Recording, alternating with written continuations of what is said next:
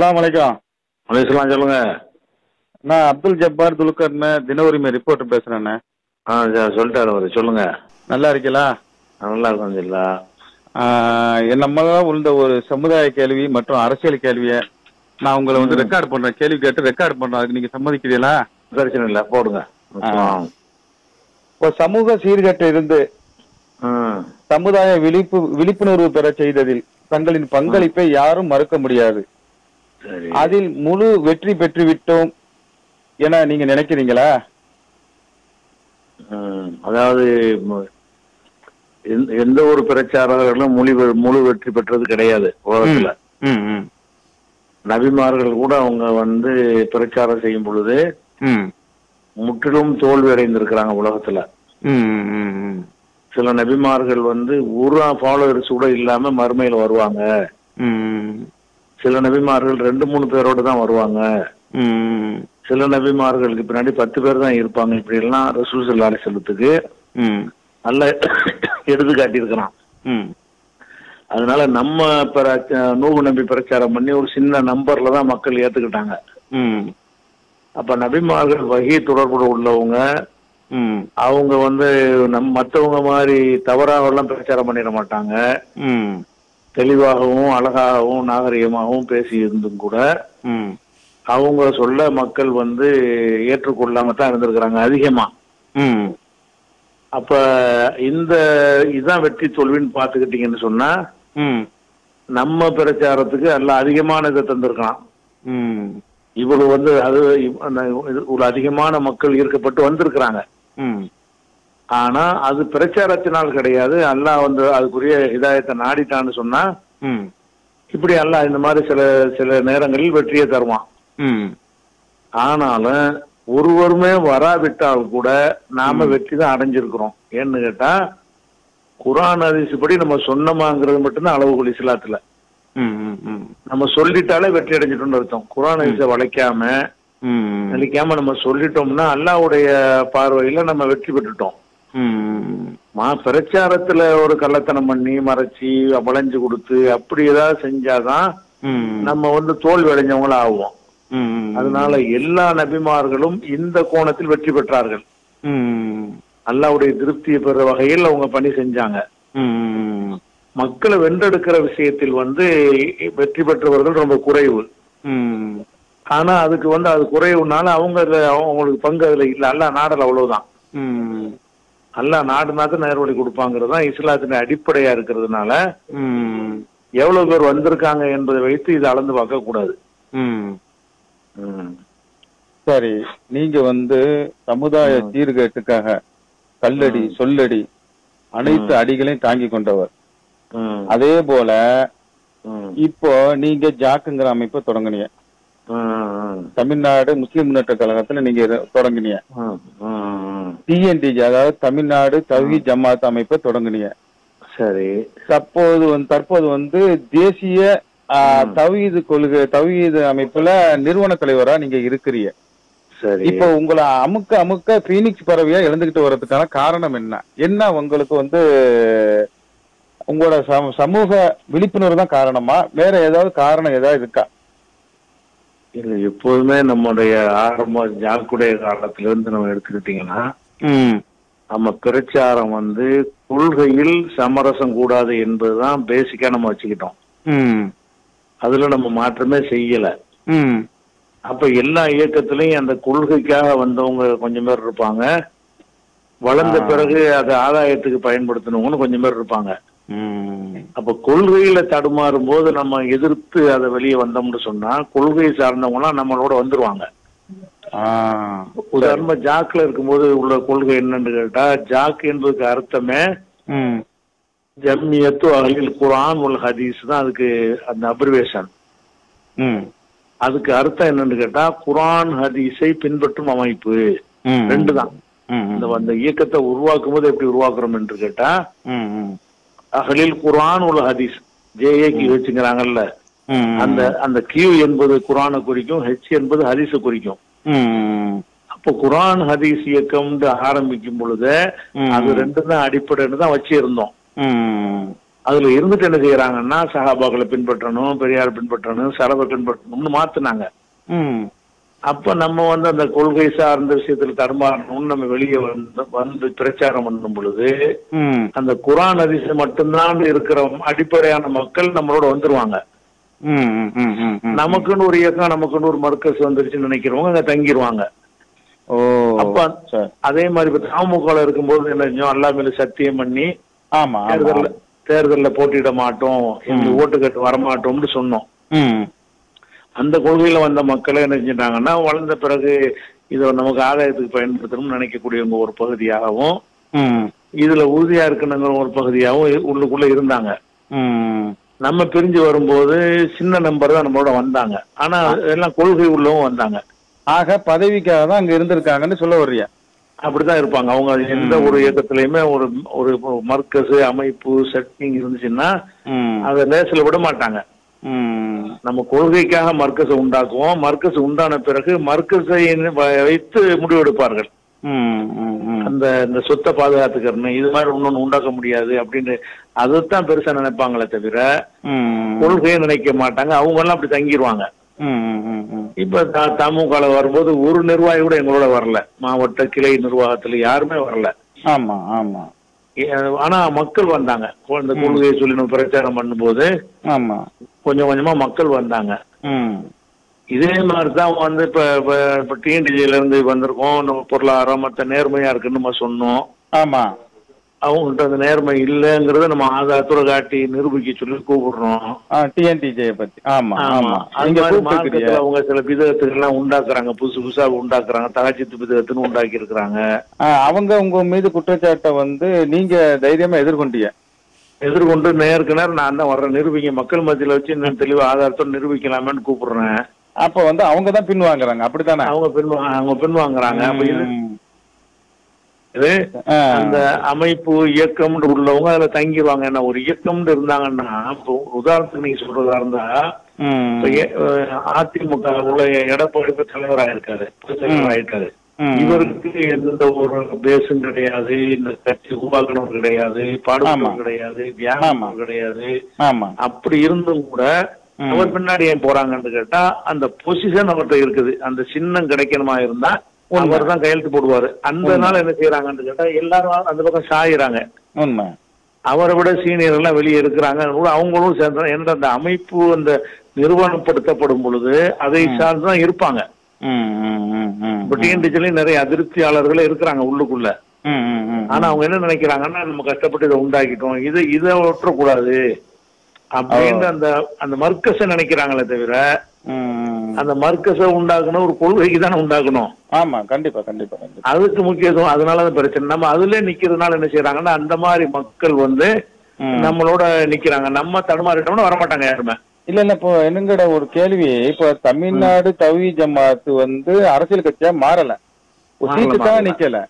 அது உங்களோட கொள்கையில உறுதியா இருக்கிறாங்கன்னு நீங்க நினைக்கிறீங்களா? அரசியல் கட்சியாக மாறலங்கிறதுல வந்து உறுதியா இருக்கிறாங்க, இன்னைக்கு வரைக்கும் மாறல. ஆனா மார்க்க விஷயத்துல குர்ஆன் ஹதீஸ் மட்டும்தான் சொல்றோம்ல. ஆமா, அந்த விஷயத்துல மாறிட்டாங்க. எப்படி மாறிட்டாங்கன்னு கேட்டா, இப்ப வந்து இந்த ஜனாசா இந்த கொரோனாவுடைய பிரச்சனை வரும் பொழுது ஜனாசாக்களை அடக்கணும்னு சொல்லி இறங்கினாங்க.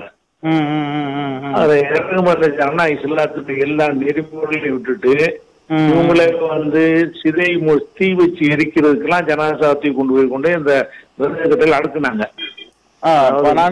ஆமா ஆமா. முஸ்லீமுடைய ஜனாசாவுல பாத்தியா ஓதுறாருன்னு கலந்துக்கிற மாட்டேங்கிறாங்க. ஆமா. அப்படி உறுதியா இருந்தவங்க என்ன செய்யறாங்கன்னா, ஜெபம் பண்ற இடத்துல இருக்கிற இடத்துல கொண்டு அதுக்கு துணை இதுக்கு எந்த ஒரு அவசியம் இதுக்கு இல்ல நமக்கு. இது வந்து அல்லாஹ்க்கு வந்து எதையும் செய்யலன்னு கேட்கவும் மாட்டான். இது வந்து அவங்க வந்து நம்ம வந்து அவங்கள அடக்க பயந்துகிட்டு மாட்டேங்கும்போது நம்ம அடக்க போகும்போது நம்ம சொல்றபடி அவனை கேட்க வைக்கணும்.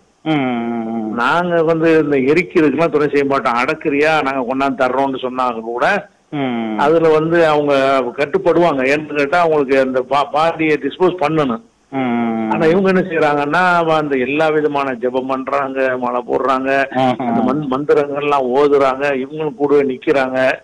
அப்ப இது இந்த முஸ்லீமுடைய திருமணங்கள்ல கூட பாத்தியா வராங்கன்னு கலந்துக்கிற மாட்டோம்னு உறுதியை கடைபிடிச்சவங்க இப்ப இதை செஞ்சுட்டாங்கன்னா அந்த குர்ஆன் ஹதீஸ்ங்கிற அந்த பேச விட்டு நினைச்சிட்டாங்க, மாறிட்டாங்க ஒண்ணு.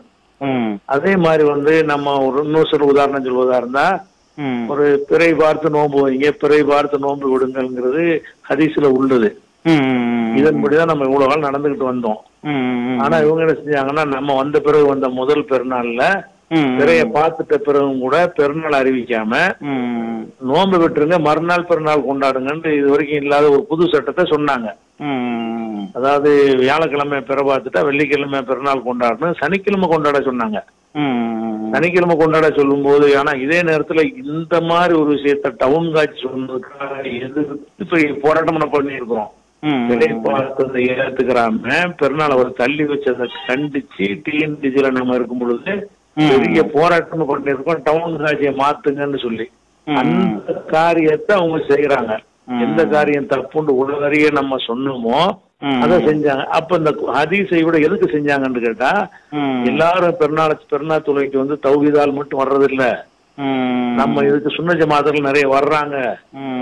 ஒரே பெருநாளா இருந்தா தான் அவங்களும் நமக்கு அதிக கூட்டம் காட்ட முடியும். அவங்க ஒரு நாள் நம்ம ஒரு நாள் வச்சோம்னா நம்ம கூட்டம் கம்மியா தெரியும். இப்படிங்கிற ஒரு காரணத்துக்கு தவிர எந்த காரணத்துக்கு இது செய்யல அவங்க. அதனாலதான் இந்த பிறை சம்பந்தமாக நீங்க விவாதத்துக்கு வாங்கன்றாலும் மாட்டேங்கிறாங்க. ஆய்வு செஞ்சு கடைசி என்ன செஞ்சாங்கன்னா, இது ஒரு 6 மாசத்தில் இதை ஆய்வு செஞ்சு வெளியிடுவோம்னு சொன்னாங்க. 3.5 வருஷம் ஆயிடுச்சு, இன்னும் அந்த ஆய்வு வெளியிடவே இல்லை அவங்க. சரி, அப்பனா அந்த பிறை சம்பந்தமா தப்பு தான் செஞ்சாங்கன்ற உறுதியா இருக்கு. விவாதத்துக்கு வரமாட்டேங்கிறாங்க. கேட்ட கேள்விக்கு ஆய்வு செஞ்சு வெளியிடுறோம்னு வெளியிடல. அப்ப இது என்ன ஆகுதுன்னு கேட்டா, குர்ஆன் ஹதீஸை விட இயக்கம் பெருசுன்னு வந்துட்டாங்க.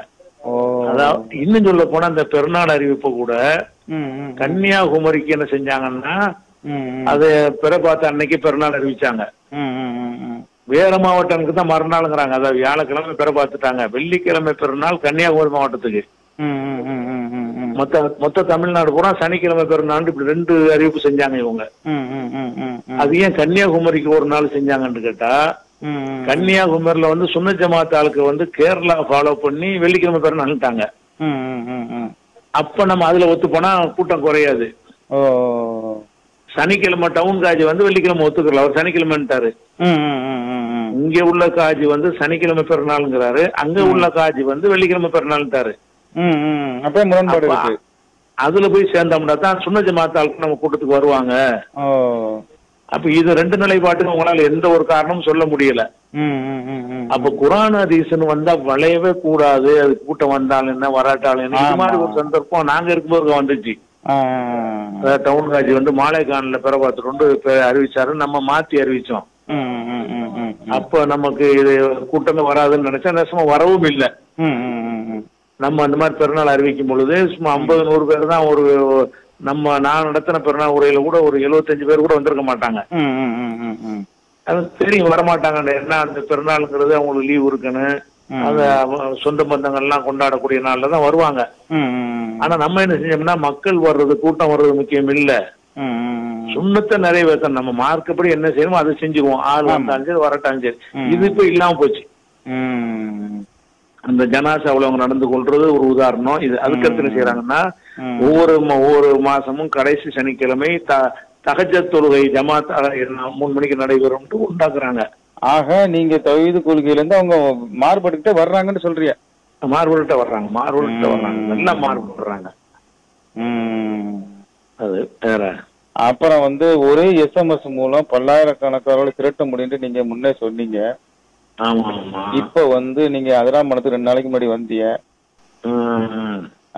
மசாலா ஓரளவு ஒரு 1500ல இருந்து ஒரு 2000க்குள்ள கூட்டம் வந்தது. அதுல வந்து குறிப்பா அதிராமணத்து மக்கள் அதிகமா பங்கெடுக்கலன்னு எங்களுக்கு ஒரு ரிப்போர்ட்டுங்கிற அடிப்படையில ஒரு தகவல். சரி, அப்ப வந்து இவங்க விழிப்புணர்வு அடைஞ்சு அடையாத மாதிரி இருக்கிறாங்களா எப்படி நீங்க சொல்லி? அதே போல கந்தரி விழா வந்து நடந்திருக்குது. அதுல வந்து நீங்க எவ்வளவோ விழிப்புணர்வு கொடுத்தும் ஆடல் பாடல் வச்சுட்டு ரொம்ப விமர்சனமும் ஏற்பட்டது. அதை நீங்க எப்படி பாக்குறீங்க? நம்ம சமுதாயத்திற்கு என்ன நீங்க சொல்ல வர்றீங்க? அதாவது அதாவது இந்த கூட்டத்துக்கு வந்து உள்ளூர் ஆட்கள் அதிகமா வரலன்றது, வெளியூர் ஆளுக்கு வந்தாங்கன்னு சொல்றது உங்களுக்கு தான் தெரியும். ஆமா, எங்களுக்கு தெரியல. ஆனா அதுல ஒரு விஷயம் என்ன பார்க்கணும்னு கேட்டா, எல்லா ஊர்களையும் அந்த மீட்டிங் போட்டோம்னு சொன்னா வெளியூர் ஆட்களுக்கு வந்து அதுக்குண்டே வர்றாங்க. அவங்க அந்த உட்கார்ற வசதியை பயன்படுத்திக்கிறாங்க. உள்ளூர் ஆட்கள் நம்ம ஊர்ல நடத்தணும்னா ஓரஞ்சாரத்துல நிப்பாங்க. எந்த ஒரு காலகட்டத்திலயுமே உள்ளூர் ஆளுக்கு வந்து இப்படி முன்னாடி வந்து உட்கார்ந்து கேட்கறன்னு வரக்கூடியவங்க இயக்கம் சார்ந்து இருப்பாங்க இல்லையா, அவங்கதான் வருவாங்க. பொதுமக்கள் நீங்க பாத்தீங்கன்னா ரோட்டுக்கு வெளியே அவ்வளவு பேர் நின்றாங்க. சரி சரி சரி, இந்த பதில நான் எதிர்பார்த்தேன். உள்ளூர் மக்கள் இருந்தாங்க, நிறைய வந்தாங்க. ஆனா பொதுவா எந்த ஊர்ல இந்த டிஎன்டிஜே காலத்துல நடத்தினாலும் சரி, உள்ளூரா இருக்கக்கூடிய மக்கள் என்ன செய்வாங்கன்னா எல்லாரும் கடைசியா தான் வருவோம். எந்த ஒரு விஷயத்துக்குமே வெளியூர்ல உள்ளவங்க முத நாளை பொறுத்து கரெக்டா வந்து சேர்ந்துருவான். உள்ளூர் ஆளுக்கு வந்து சாவகாசம் அந்த டயத்துக்கு தான் கிளம்புவாங்க, இடமே இருக்காது. அப்ப உள்ளூர் ஆட்களுடைய பங்களிப்பு என்பது வராமையெல்லாம் இருக்க மாட்டாங்க. இந்த முன் வரிசைக்கு வர்றதை அவங்க தவிர்த்துருவாங்க, இழந்துருவாங்க. சேர்லாம் ஃபுல்லா ஆயிடுச்சு, வெளியூர் ஆளுக்களை நிறைச்சிட்டாங்க. உள்ளூர் ஆளுக்கு வந்து ரோடுகள்ல நின்றாங்க. கண்டிப்பா கண்டிப்பா கண்டிப்பா. ஆமா, அதை வந்து நான் இந்த லைவ்ல போடும்போது நான் அந்த வீடியோல பார்த்தேன். மாற்று மத சகோதரர்களும் உங்க கருத்தை கேட்கறதுக்கு நின்றாங்க. அப்ப அந்த உள்ளூர் வரலன்னு சொல்ல முடியாது. உள்ளூர்காரங்க இப்படித்தான் ரியாக்ஷன் பண்ணுவாங்க எப்பவுமே. சரி சரி சரி, ஃப்ரெண்ட்ல வந்து அப்படி உட்கார மாட்டாங்க. சொந்த ஊரா இருக்கனால அப்படி டீ குடிச்சிட்டு பேசிக்கிட்டு நண்பர்களை பாத்துக்கிட்டு, வெளியூர் ஆட்களுக்கு ஒரே இலக்கு கேட்கறதுக்கு மட்டும் வர்றாங்க. அவங்களுக்கு அங்க நிக்க இங்க நிக்கங்கிற எங்கன்னா டீ கடை இருக்குன்னு தெரியாது. ஆமா, அந்த மாதிரி விஷயத்தினால அப்படி எல்லா எப்பவுமே இப்படி நடக்கும். உள்ளூர் ஆளுக்கு கம்மியா தான் இருப்பாங்க. சரி சரி சரி சரி. அப்புறம் அந்த கந்தூரி விஷயம் பொறுத்த வரைக்கும் அதுக்கும் இதேதான். கந்தூரி விஷயத்துல ரொம்ப கவலைப்பட வேண்டிய விஷயம் ஏன்னு கேட்டா, இந்த ஆடல் பாடல் விஷயத்த வந்து எல்லாரும் எதிர்க்கிற ஒரு விஷயம் இது. ஆமா, இப்ப கொடியேற்றம் பண்றது, உண்டியல் வைக்கிறதுங்கிறது ஒரு சாரார் கூடுங்கிறாங்க, ஒரு சாரார் கூடாதுங்கிறோம். அப்படிப்பட்ட விஷயமா இருந்தா கூட ஓரளவுக்கு மனசு ஆறிடும். இதுல வந்து எல்லாருமே தப்லீக்கு தப்புங்கிறாங்க, சுன்ன ஜமாத் தப்புங்கிறாங்க, மதுஹப்ல இது தப்புங்கிறாங்க. ஆமா ஆமா, எல்லாரும் தப்புன்னு சொல்லக்கூடிய ஒரு காரியம் நடக்கும்போது அனைவரும் மௌனம் காக்குறாங்கன்னு சொன்னா இப்படி ஆச்சரியமா இருக்கு. இப்படி எங்கேயுமே இருக்காது. எங்க ஊர்ல எல்லாம் அந்த மாதிரி நடத்தும் போது சுன்ன ஜமாத் இளைஞர்களே திரண்டு போய் ஊர்ல முற்றுகையிட்டு நிப்பாட்டினாங்க. அப்போ பிஜே ஜெயலலிதா அவர்களுடைய பணி இன்னும் சமுதாயத்துக்கு தேவை, அதிராம்பணத்துக்கு குறிப்பா அதிராம்பணம் தேவைன்னு நீங்க நினைக்கிறீங்களா? ஆமா, எல்லா ஊருக்கும் தேவைதான், நம்ம ஊரின் இல்ல. அப்ப டிஎன்டிஜே நம்ம ஊர்ல இருக்குது, அதிராம்பணத்துல இருக்குது.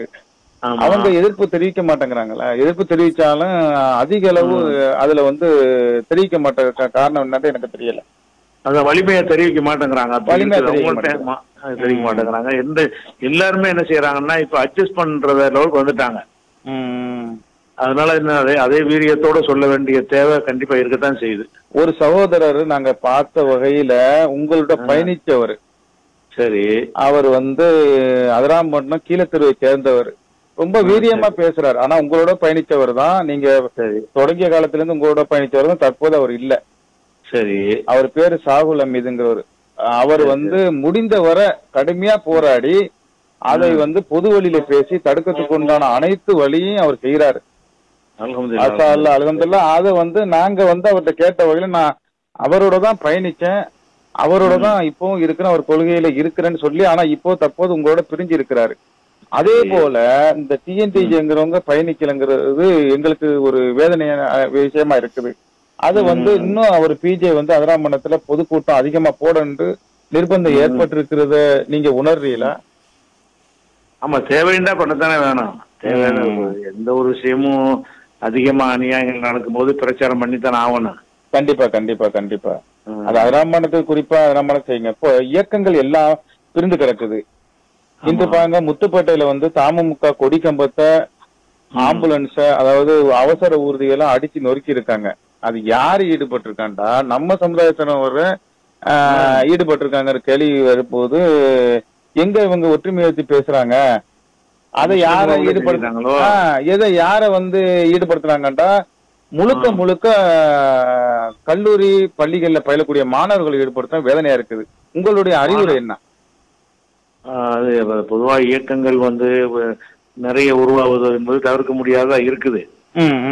ஒவ்வொருத்தருக்கும் ஒரு எதிர்பார்ப்பு இருக்கும். அந்த எதிர்பார்ப்பு தகுந்த மாதிரி எந்த இயக்கம் இருக்கு அதில் போய் சேர்ந்துக்குருவாங்க.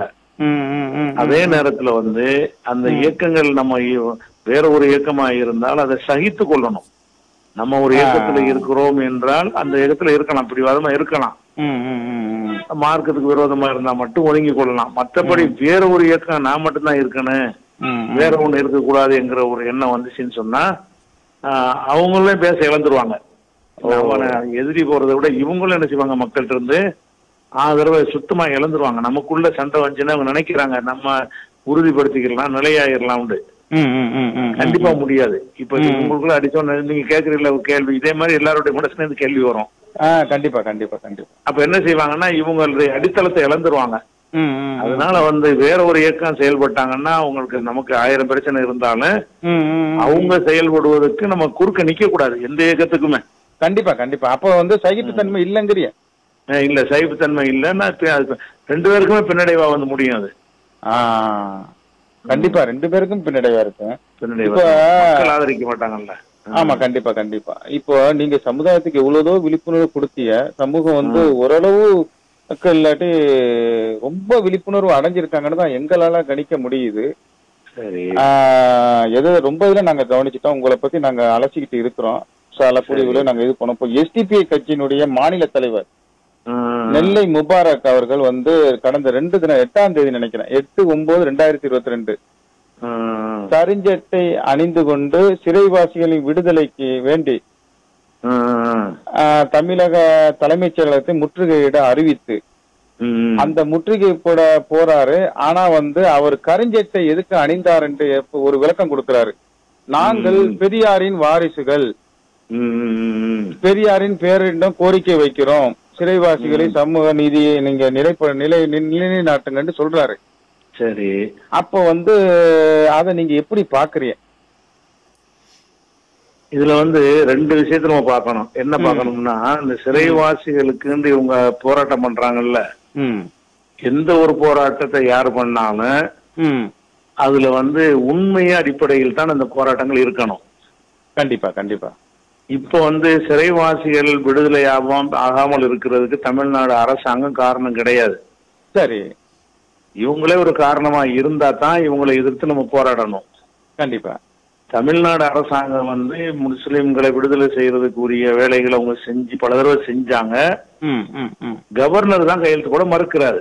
கண்டிப்பா கண்டிப்பா கண்டிப்பா. அப்ப இவங்க சொன்னோன்னு கவர்னர் வந்து இன்னொரு தீர்மானத்தை போட்டு கவர்னருக்கு அனுப்புனாலும் அவர்கிட்ட ஏராளமான கோப்புகள் பெண்டிங்ல இருக்குது. அவர் கையெழுத்து போட சட்டத்துல அதிகாரம் இருக்குன்னு போட்டிருக்கிறாங்க. 164 பிரிவு பயன்படுத்தி விடுதலை செய்யலாம்னு. எந்த சட்டத்துக்கும் அர்த்தம் என்னன்னு கேட்டா அதை கவர்னர் ஒப்புதல் பெறணுங்கிறது முக்கியமான சட்டம். சட்டத்துல இருக்குங்கிறதுக்கு என்ன அர்த்தம்னு சொன்னா, நிதி ஆதாரத்தை தவிர, பணம் செலவழிக்கிறது தவிர அதுக்கு கவர்னர் ஒப்புதல் வேண்டியது இல்ல. எந்த ஒரு ஜீவோ போடுறதா இருந்தாலும் கவர்னரின் பேர்ல தான் அதை போடணும். அப்ப கவர்னர் ஒத்துக்கிற, அவரு காவி கவர்னரா இருக்கனால அவர் ஒத்துக்கிற மாட்டேங்கிற அடிப்படையில அதனாலதான் சிறைவாசிகள் விடுதலை முடியலைங்கிறது. ஏற்கனவே அண்ணா பிறந்த நாளைக்கு வெளியிடுவோம்னு சொல்லி அவங்க அறிக்கையெல்லாம் கொடுத்தாங்க, அவங்க கவர்னருக்கு அனுப்புனாங்க. அவர் கையெழுத்து போடல. இப்ப என்ன செய்ய, ஆதிநாதன் ஒரு கமிஷனை போட்டிருக்கிறாங்க, மறுபடியும் கமிஷன் போட்டு அந்த அறிக்கையை அனுப்புவாங்க.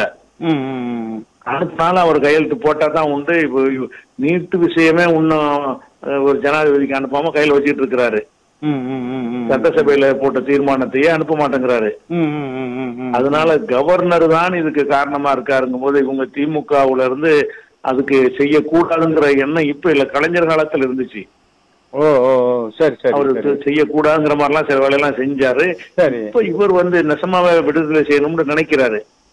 Very good. சரி சரி சரி. அதுக்கு உரிய ஸ்டெப் எல்லாம் எடுக்கிறாரு. எடுக்கும்போது என்ன ஆகுதுன்னா கவர்னர் வந்து அதை மறுத்துடுறாங்க. இப்ப உதாரணமா பாருங்க, அந்த பேரறிவாளனுக்கு வந்து விடுதலை செய்யணும்னு சொல்லி ஆமா ஆமா ஆமா ஜெயலலிதா காலத்திலேயே இப்ப சட்டசபையில தீர்மானம் போட்டு பல கட்டங்கள்ல அதுக்கு ஆதரவாக அரசாங்கம் நடந்து கொண்டும் கூட கவர்னர் கையெழுத்து போடல. கடைசியில கோர்ட்டு தான் விடுவிச்சு. சுப்ரீம் கோர்ட்ல போய் தான் கவர்னர் போராட்டம் நீ விடுதலை செய்யலாம்ன்றதுனால அவர் பேரறிவாளர் வெளியே வந்தாரு. ஆமா ஆமா ஆமா ஆமா. அப்ப அந்த போராட்டம் வேண்டாம், இவங்க நடத்தலாமே தவிர இப்ப வந்து தமிழ்நாடு அரசாங்கம் அதை செய்ய மறுக்கிற மாதிரி தோற்றத்தை உண்டாக்குறது தான் எல்லா கட்சிகளும் செஞ்சாங்க இந்த ஆர்ப்பாட்டம். ஓ எல்லாம் சிறைவாசி விடுதலைக்கு நீங்க என்ன செய்யணும்னா கவர்னரை கண்டிச்சு கையெழுத்து போடு. அந்த கவர்னரை நோக்கி இவங்க போராட்ட திருப்பி இருந்தா தான் சரியான நேர்மையான நடவடிக்கையா இருக்க முடியும். இவங்க நாளைக்கு இன்னொரு தடவை பரிந்துரை செஞ்சு கவர்னருக்கு அனுப்புனாலும் அவர் கையெழுத்து போட மாட்டாரு. கையெழுத்து போடலன்னா வழி வர மாட்டாங்க. இவங்களை நம்ம குறை சொல்லிட்டு இருக்க மாதிரி வரும். நம்ம பேசிக் எங்க இருக்கு, கவர்னர் போய் நிக்குது. அப்ப இவங்க போராட்டம் பண்றது வந்து பெரியார் பேரண்ட கேட்கறோம்னா அப்ப அவர் மறுக்கிற மாதிரி தான் நான் சித்தரிக்கிறாங்க. Very good. அவர் மறுக்கலை, அவர் கொடுக்கறது தான் தயாரா தானே இருக்கிறாரு. அவர் அனுப்புன அறிக்கையை தானே மறுத்து இருக்கிறாரு கவர்னர். சரி சரி சரி சரி. அதுதானே மறுபடியும் இன்னொரு கமிஷனை போட்டு இன்னொரு நீதிபதி குழு போட்டிருக்கிறாரு. இவங்களும் அறிக்கையை கொடுப்பாங்க, இதையும் மறுப்பாரு அவரு. சரி. அப்ப நம்ம இவங்க விடுதலைக்கு போராடுறது என்ன, திமுகவை எதிர்த்தால் அரசியலாக்கலாம்னு நினைக்கிறாங்களே தவிர இதனுடைய அடிப்படை என்னன்னு கேட்டா கவர்னர் தான். அப்ப கவர்னரை மாத்தணும், அவ்வளவு கவர்னர் மாளிகை முற்றுக, கவர்னர் விட்டு எந்திரிக்க நடமாட விட மாட்டோம், இப்படி வந்து நீ வந்து இந்த அரசாங்கத்துக்கு அந்த அதிகாரத்தை தலையிடாத, இப்படி அந்த போராட்டத்தை மாத்தி இருந்தாங்கன்னு சொன்னா அப்ப மக்களுக்கு யதார்த்த விஷயம் தெரிஞ்சிடும். கவர்மெண்ட் செய்ய முயற்சி பண்றாங்க, கவர்னர் தடுக்கிறாருன்னு அர்த்தம் வந்துடும். இவங்க என்ன செய்யறாங்கன்னா கவர்மெண்ட் தான் தடுக்குது அந்த கருத்தை வந்து இந்த போராட்டம் எல்லா அமைப்பும் பண்ணிருக்கிறாங்க. அந்த சிறைவாசி விடுதலைக்காக வேண்டி அனைவருமே வந்து இந்த அரசாங்கம் அதுக்கு எந்த வேலையும் செய்யலைங்கிற மாதிரி தான் கொண்டு போறாங்க. அதுல வந்து அப்படி சொல்லவே முடியாது, அவங்க செஞ்சுக்கிட்டு தான் இருக்கிறாங்க. சரி. அதனால வந்து அது ஒரு தப்பு அவர் செஞ்சிருக்காரு. ரெண்டாவது வந்து ஆரம்ப காலத்துல வந்து முஸ்லிம்கள் நிறைய பேர் நம்ம இஸ்லாமிய அமைப்புகளை விட்டு காணா போனது காரணமே வந்து இந்த இப்ப முபாரக் பேசிருக்காரு கருஞ்சட்டை அந்த கொள்கை தான் காரணமா இருந்துச்சு. முஸ்லீம் லீக்ல தான் எல்லா ஒரு காலத்துல எதிர்கட்சியாவே முஸ்லீம் லீக் இருந்துச்சு சட்டசபையில. அவ்வளவு பெரிய செல்வாக்கு மிக்க கட்சியா இருந்துச்சு முஸ்லீம் லீக்ல எல்லாம் முஸ்லீம்கள் இருந்தாங்க. இவங்க இந்த திமுகவோட 67ல கூட்டு வச்ச பிறகு எல்லாம் ஒண்ணு, அண்ணாவும் எல்லாம் ஒண்ணு, பெரியார் ஒண்ணு கலந்த பிறகு என்ன செஞ்சான்னு கேட்டா முஸ்லீம் லீக்ல உள்ளவங்க எல்லாம் திமுக மாறிக்கிட்டான். அவன் வந்து அந்த இந்த திராவிடம் இந்த மாதிரி கருஞ்சட்டை இந்த மாதிரி கொள்கை பகுத்தறிவுன்ற பேசிக்கொண்டு இஸ்லாத்தை விட்ட போனாங்க. முஸ்லீம் லீக் லெட்டர் பேடா மாறினுச்சு, கிழடு கட்டைகள் தான் மிஞ்சினாங்க. அந்த மாதிரி என்ன ஆகுறாங்கன்னா இவங்களும் அந்த மாதிரி மாறி அப்படி போய் சேர்ந்துருவாங்க. எதுக்கு பெரியார் வந்து பெரியார் ஒரு போராளியா இருந்தா அது ஒரு விஷயம், அதை விட போராட்டம் பண்ண ஒரு சமுதாயம் நாம. ஆமா ஆமா ஆமா. முஸ்லீம்கள் அதாவது பெரியார் எல்லாம் சுதந்திரத்துக்கு போராடினதை விட ஜாஸ்தியா நம்ம பண்ணிருக்கிறோம். ஆமா ஆமா ஆமா ஆமா. நம்ம தான் அதிகமா ரத்தம் செஞ்சிருக்கிறோம். போராட்டத்தையே கற்றுக் கொடுத்தது முஸ்லீம் சமுதாயம் தான். கண்டிப்பா. என்னமோ நம்மள்ட்ட ஒரு ஆள் இல்லாத மாதிரியும் இவரு வச்சுதான் செய்யணுங்கிற மாதிரி அந்த கருப்பு சட்டை போட்டு அதன் மூலமாக அந்த நாத்திக கருத்து கூட சரிங்கிற ஒரு சிந்தனை அப்பாவி மக்கள்கிட்ட விதைச்சு அதெல்லாம் அப்படி வரும்ல. பெரியார் அப்ப பெரியார் கடவுள் இல்லைன்றாரு, நம்மளும் இல்லைன்னு சொல்லலாம். ஆமா ஆமா, அப்படிதான் நம்ம எடுத்துக்கிட முடியும். அப்படிதான் அந்த உருவாக்கு பாமர மக்களுக்கு அந்த கருத்தை உண்டாக்கும்ல. இவர் போராட்டம் பண்ணாருன்னு சொன்னா நாங்க திப்பு வழியில போராடுறோம், திப்பு சுல்தான் வழியில போராடுறோம்னு சொல்லலாம். அல்லது எங்க நபிகள் நாயகம் வந்து உரிமைக்கு போராட சொல்லி இருக்காங்க, மூசா நபி போராடி இருக்கிறாங்கன்னு அப்படிதான் நமக்கு முன்மாதிரி சொல்லணுமே தவிர இந்த ஒரு விஷயம் வந்து இஸ்லாத்தை விட்டு அப்புறப்படுத்திடுவாங்க கண்டிப்பா. தப்பு ஒரு அந்த கருஞ்சட்டையை போட்டது பெருமையா பேசுனது வந்து சட்டையில ஒண்ணும் கிடையாது. ஆனா இதான அதுக்கு அர்த்தம் அவரே சொல்றாருல்ல, அவரே சொல்றாரு. அதுல நீங்கள் முரண்படுறீல்ல, அதுல வந்து கண்டிப்பா முரண்படுறீல்ல. அவர் பெரியாரின் வாரிசுன்னு சொன்னது தவறு தானே சொல்றீல்ல? தவறுதான் தவறுதான். அந்த மாதிரிலாம் பெரியாரின் வாரிசே கிடையாது. நம்ம நபிகள் நாயகத்தின் வாரிசு வேண்டா கொள்கைக்கு சொல்லிக்கலாம். அல்லது இந்திய விடுதலையில சொல்றாங்க, அதுக்கு போராடின எத்தனை பேர் இருக்கிறாங்க அவங்களோட சொல்லி நாங்க அந்த வாரிசுன்னு சொன்னா அதுக்கு ஒரு அர்த்தம் இருக்குது. Very good. அதுதான் நான் எதிர்பார்த்த பதில் உங்கள்ட்ட இருந்து வந்திருக்குது. அதே சமயம் தேசிய தௌஹீத் வந்து நிறுவன தலைவர்னு நீங்க அறிவிச்சிருக்கிறீங்க. யாரேனும் வந்து இதே போல ஜாக்கு தமுமுக அப்புறம் வந்து இது டிஎன்டிஜே இந்த மாதிரி பிரிச்சு கொண்டு போயிருவாங்கன்ட்டு ஒரு பயமா? எப்படி நீங்க அறிவிச்சிருக்கிறீங்க நிறுவன தலைவர் நீங்க அறிவிக்காதவரு? அதாவது டிஎன்டிஜேக்கு நான் தான் நிறுவன தலைவர்னு போட்டாங்க. சரி, அது நிறுவன தலைவர்ங்கிறது யார் ஒன்றை நிறுவுகிறாரோ ஆமா ஆமா ஆமா ஆமா அவர் நிறுவன தலைவரும்பாங்க. அதனால அவரே இருப்பார்னு அர்த்தம் கிடையாது. ஆமா ஆமா. இப்ப நம்ம டிஎன்டிஜேக்கு நான் தான் நிறுவன தலைவர், அதுல இல்லையே. நிறுவனர்னு சொன்னா யாரு ஒன்றை உருவாக்குறாங்களோ அவங்கதான் நிறுவன தலைவர். டாக்கு கூட நான் தான் நிறுவன தலைவர். கண்டிப்பா கண்டிப்பா. அப்ப நிறுவன தலைவருங்கிறது வந்து மத்த எல்லாம் போட மாட்டாங்க. அதுலயும் நான் தான் நிறுவன தலைவர். அப்ப அந்த மாதிரி என்ன ஒரு NTF போடும்போது நிறுவன தலைவர் போட்டு மக்கள் போட்டுட்டு இருக்காங்க. அதுல அது ஒரு போஸ்டர் கிடையாது. நிறுவன தலைவர் உதாரணமா பாட்டாளி மக்கள் கட்சி இருக்கு. பாட்டாளி மக்கள் கட்சிக்கு நிறுவன தலைவர் ராமதாசும்பாங்க. ஆனா தலைவர் தனியா இருப்பாரு. அவர் தான் செயல்படுவாரு. இப்ப ஒரு ஐவரத்துக்கு இப்ப மகனை போட்டிருக்கிறாங்க. அதுக்கு முன்னாடி யாரு இருந்தா இன்னொரு மணி இருந்தாரு, ஜிகே மணி. கண்டிப்பா அவரை தலைவர்கிட்ட மாத்தி இப்ப அன்புமணியை போட்டிருக்கிறாங்கன்னு வைங்களேன். இப்ப அன்புமணி தான் தலைவரா இருப்பாரு. அவரை கௌரவப்படுத்தி நிறுவன தலைவர் வச்சிருப்பாங்களே தவிர அதிகாரம் கிடையாது. அவரை மக்கள் மதிக்கிறதுனால, அவரை அந்த இயக்கத்துக்காரங்க மதிக்கிறதுனால அவர் சொல்றது எடுப்படுது. இவங்க நினைச்சு நிறுவன தலைவர் கிடையாதுன்றாங்கன்னா முடிஞ்சு கதை. ஆமா. அதனால நிறுவன தலைவருங்கிறது நிறுவனவர்னு அர்த்தமே தவிர நிரந்தர தலைவர்னு அதுக்கு அர்த்தம் கிடையாது. கண்டிப்பா கண்டிப்பா கண்டிப்பா. அப்புறம் இப்போ தேசிய தவ்ஹீது அதெல்லாம் அது தமிழ்நாடு கூட்டமைப்பு தமிழ்நாடு முழுவதும் இருக்குது. இப்ப TNTJ மாதிரி சமூக அக்கறையோடு செயல்பட மறுக்குது என்ற குற்றச்சாட்டு பொதுமக்கள் மத்தியில் நிலவுவதை நாங்கள் காண்றோம். அதுக்கான உங்கள் பதில், நீங்கள் கூறும் அறிவுரை, அவர்கள் கூறும் அறிவுரைகள் என்ன? அதாவது சமுதாய பிரச்சனைகள்ல ஈடுபடுறதுன்னு சொன்னா கண்டிப்பா ஈடுபடணும், தேவைக்கு ஈடுபடணும். ஆனால் இப்ப நம்ம அந்த சிறைவாசி விஷயம் வரும்போது நம்ம என்ன செய்யறோம், அறிவுபூர்வமா சிந்திச்சு இதுதான் சரியானதுன்னு சொல்லும் பொழுது இந்த வட்டத்தில் நம்ம வரமாட்டோம். போராட வேண்டி வரணும். போராடணும்னா கவர்னருக்கு தான் போராட வேண்டி இருக்குன்னு சொல்லலாமே தவிர இவங்க செய்யற மாதிரி நம்ம செய்ய முடியாம போகும்போது நம்ம ஒதுங்கி இருக்கிறோங்கிற ஒரு எண்ணம் உண்டாகும். அது போக ஒரு சரியான கோரிக்கைக்கே போராடுறதா இருந்தா கூட அதுக்கு என்ன வேணும்னு கேட்டா மக்களை திரட்டிக்கிட்டு வர்றதுக்கு பெரிய பொருளாதாரம் வேணும். அப்ப பொருளாதாரம் திரட்டி வச்சுக்கிட்டு இருக்கிறவங்க ஈஸியா செஞ்சிருவாங்க. ஏற்கனவே பொருளாதாரம் இருக்கிறவங்க எல்லாம் ஊருக்கு 10 வேணும் தர்றோம், ஆளை கொண்டு வாங்க, 10 காசு கொடுத்தா தான், காசுன்னா கூலியா இல்ல, இந்த வேனுக்கு அந்த வேன்ல வர்றவங்களுக்கு வேன் செலவை ஏற்றுக்கொண்டு பொருளாதாரம் கொடுத்தா தான் மக்களை திரட்டிக்கிட்டு வர முடியும். அது STP, தமுக, TNTJ எல்லாம் அவங்க நீண்ட காலமா களத்துல இருக்கிறதுனால பொருளாதாரம் இருக்குது. இப்ப நாங்க ஒரு போராட்டம் அறிவிச்சு எல்லா ஊர்லயும் ஆட்களை கொண்டு வாங்கன்னா வேனுக்கு எங்கள்கிட்ட காசு கேட்பாங்க. பொருளாதாரம் கொடுக்கறது இப்ப நம்ம அந்த நிதி திரட்டுற வகையில நம்ம அந்த நிலையில பின்தங்கி இருக்கிறோம்.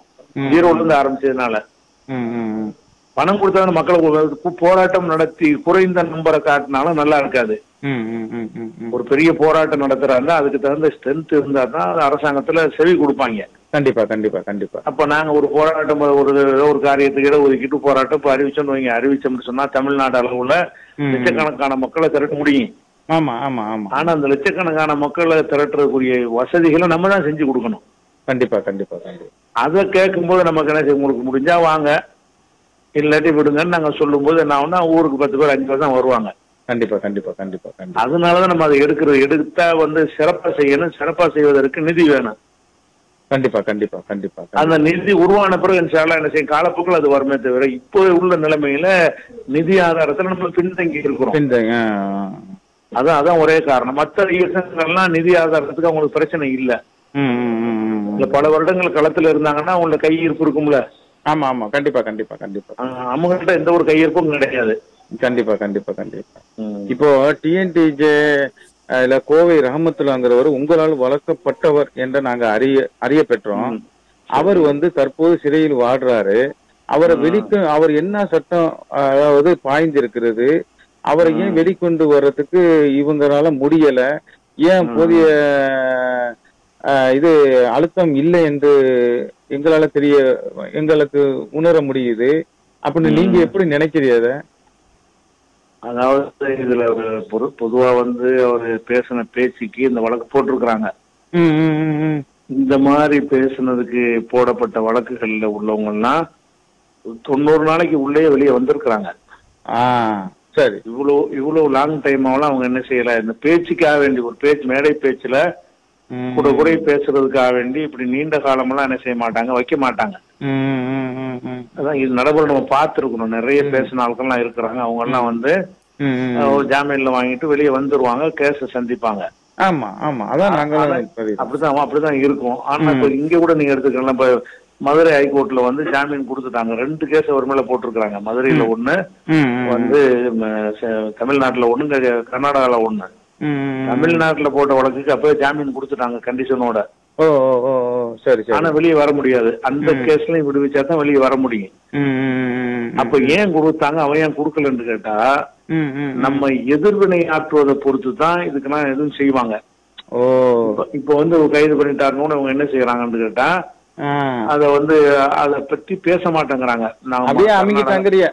அமுங்கிட்டாங்க. கர்நாடக அரசுக்கு எதிராக நாங்க கர்நாடகத்துடைய முற்றுகையிட போறோம், கர்நாடக வண்டிகளை மறிப்போம் அப்படின்னு சொல்லி அந்த மாதிரியான ஒரு எதிர்வினை ஆற்றினா தான் இது ஒரு இஷ்யூவா இருக்குன்னு நினைக்கும் பொழுது அவங்களுக்கு ஜாமீன் கிடைக்கும். இவங்க என்ன செய்யறாங்கன்னு கேட்டா, நான் மனநோயாளியா இருக்கிறாரு அதனால அவர் பேசிட்டாரு மனு கொடுக்குறாங்க கோர்ட்ல. போய் கொடுக்குறாங்க. அப்படித்தானே கொடுத்தாங்க. அவருடைய மகன் இறந்ததுல இருந்து அவர் கொஞ்சம் மனக்குழப்பத்துக்கு ஆளாயிட்டாரு, அதனால ஜாமீன் கொடுங்கன்னு சொன்னா, அப்ப இவங்க டவுனா இருக்கான்னு வழங்கிக்கிறான். இவங்க வந்து நீ சொன்னது தப்பு தாண்டா, அப்படித்தானே பேசுவோம் அப்படின்னு சொல்லணும். அப்ப உங்க ஆலோசனை தேவைப்படுது. அம்மா ஆலோசனை சொல்லல. இப்ப அந்த உறுதிப்பாடு உதாரணத்துக்கு சொல்றாரு, அந்த சவுக்கு சங்கர் பாருங்க, சவுக்கு சங்கர் நீதிமன்றத்தை பேசினாரு, நிறைய ஊழல் பண்ணாங்கன்னு பேசினாரு. அந்த தவற ஒத்துக்கிறான்னு கேட்கும்போது ஒத்துக்கிற மாட்டேன், நான் கரெக்டா தான் பேசியிருக்கேன் போல்ட்டா சொல்றாரு. ஆமா, அதே மாதிரி வந்து நீ வெளியில எல்லாம் பேசக்கூடாதுங்கிறாங்க, நான் வெளியே பேசுவேன் அப்படிங்கிறாரு. கண்டிப்பா கண்டிப்பா கண்டிப்பா. இந்த உறுதிப்பாட்டை தான் மக்கள் விரும்புவாங்க. கண்டிப்பா. இவங்க பேசிப்புட்டு நான் எல்லா பாஷையிலையும் பிரமாண பத்திரம் தாக்கல் பண்ணிட்டு பத்திரிகையில விளம்பரம் பண்ண சொல்றாங்க, நான் பெரிய தப்பு செஞ்சுட்டேன், இனிமே செய்ய மாட்டேன். அதை ஒத்துக்கிட்டு இவங்க என்ன செய்யறாங்க, ஜாமீன் மனு போடுறாங்க. அப்ப இவங்கள்ட்ட இருக்கிற தலைவர்கள் நம்மளை பிடிச்சிருவாங்கன்னு பயப்படுறாங்க. இப்ப அவர் போன பிறகு நம்ம ஏதாவது கொஞ்சம் வலிமையா சொன்னோம்னு சொன்னா அப்படியே அமைக்கிட்டாங்க.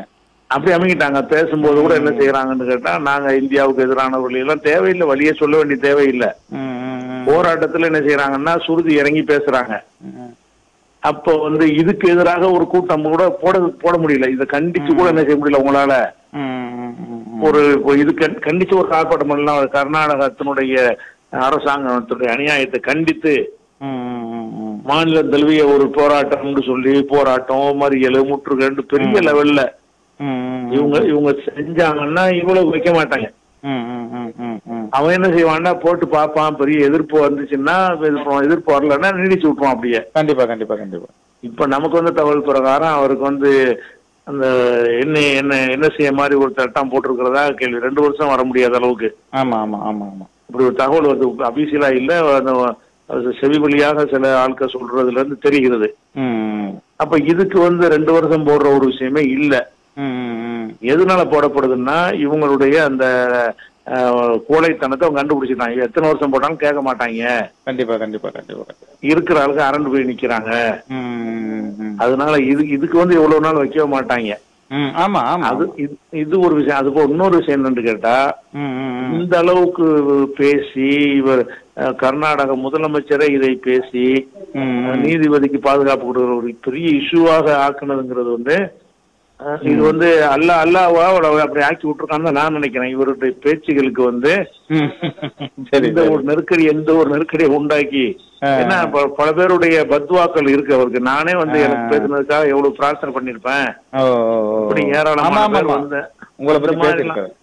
ஆமா அந்த மாதிரியான ஒரு காரணத்தினாலையும் அவருக்கு வந்து அல்லவா அந்த மாதிரி இறுக்கி வச்சிருக்காங்கிற மாதிரியும் அதை கருதி கொள்ள முடியும். என்னை பொறுத்தவரைக்கும் அப்படித்தான் நான் கருதுனேன். அதே சமயம் பழனி பாபா உங்களை அவ்வளவு அதிகமா பேசினாலும் அவர் இறந்தப்போ நீங்க அழுவுனீங்க அங்க கேள்விப்பட்டோம். ஆமா ஆமா ஆமா. உண்மைதானே?